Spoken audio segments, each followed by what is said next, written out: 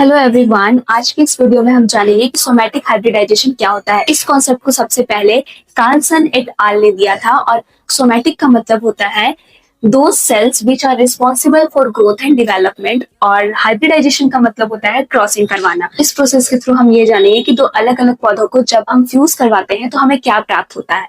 Generally हम इसमें क्या करते हैं कि दो अलग अलग सेल्स को लेते हैं और वो सेल्स हमारा प्रोटोप्लास्ट सेल होता है। अब ये प्रोटोप्लास्ट सेल है क्या? प्रोटोप्लास्ट सेल का मतलब जिस सेल से हम सेल वॉल को निकाल चुके होते हैं। मैंने यहाँ लिखा है प्रोटोप्लास्ट का मतलब रिमूव्ड सेल वॉल, ऐसा सेल जिससे सेल वॉल रिमूव किया गया हो, वैसे सेल को हम लेते हैं। और जब दो सेल को हम फ्यूज करवाते हैं तो हम उसे साइब्रिड या फिर सोमैटिक हाइब्रिड कहते हैं।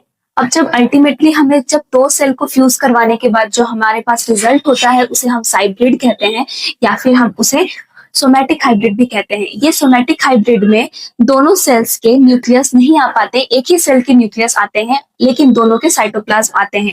इस प्रोसेस को करवाने के लिए जो केमिकल का हम इस्तेमाल करते हैं उसे कहते हैं पीईजी, यानी कि पॉली इथाइलिन ग्लाइकॉल। और इस प्रोसीजर से हम दो अलग अलग पौधों को एक ही प्लांट में उपज करवाने की क्षमता को देते हैं, यानी कि उसे हम रिस्पॉन्सिबल करते हैं। जैसे एग्जाम्पल में आपका हो गया हमारा पोटैटो एंड टोमेटो। जब पोटैटो और टोमेटो के सेल्स को हम लोग लेते हैं तो हमारे एक ही पौधे में देखा जा सकता है कि टोमेटो की भी उपज होती है और पोटैटो की भी उपज होती है।